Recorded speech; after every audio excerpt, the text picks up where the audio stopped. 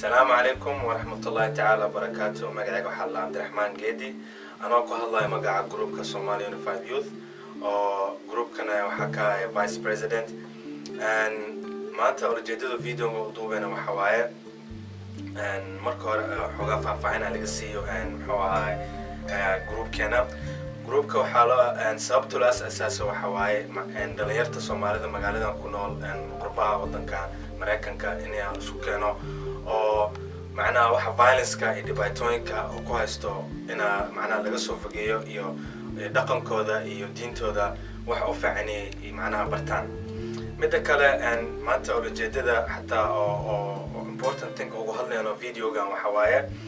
and SYL and Somali Youth League and ujeedada oo xataa oo video-ga maanta u duubeyno waxa waaye xusuus oo macnaha oo dhalinyarta Soomaali xornimada wadanka ay ku soo celiyeen and dhalinyar waxay ahaayeen ka kooban 13 qof oo isku imaato fikrado isku darsada oo wadankooda wax u qabteen and macnaha ma sha Allah and wuxuu ahaay hadaa la dhahmaanta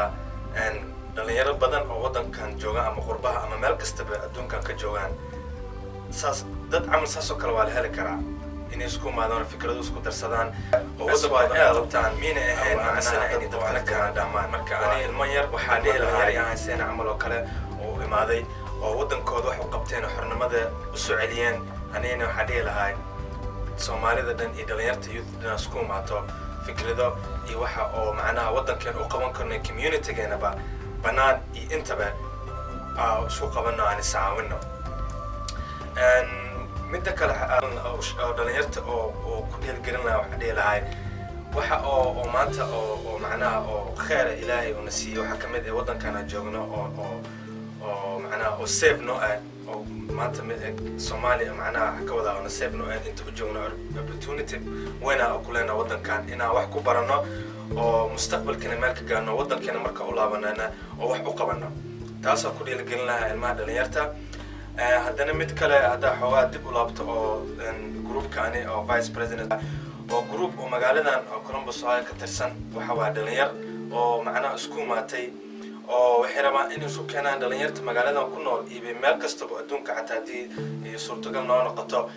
hada ma sha Allah si weynaano waxa jeclaan lahayn inaan xataa dalkeena Soomaaliya laabano oo macnaha oo xataa wax ka sameeyno oo wax faa'iidayaal badan oo qabno wadankeena taasna waa jeclaan lahaa laakiin wax u baahanaa waxa waaye dhalinyartii marka hore inay isku imaadaan oo wadankooda iyo dalkooda iyo shacabkooda wax u qabtaan taas ku dheelahay marka wax zaado oo hadda dhig kara male waxa ka rajeynaa Ilaahay inuu dhalinyarta inay isku imaadaan iyo fikradooda iyo maskaxdooda inay dib u soo celiyaan iyo macnaha oo ka shaqeeyaan maskaxdooda oo dheelahay SYL miina ahayn dad macnaha oo dhig karo waa dad macnaha waaweyn ahaayeen laakiin dhalinyarada camal oo kale ahaayeen anakan sidoo waan noqon karnaa wadankeena waxa uu qaban karnaa taas aan ii sheegi lahaa. Wassalaamu calaykum warahmatullaahi ta'ala wabarakaatuh.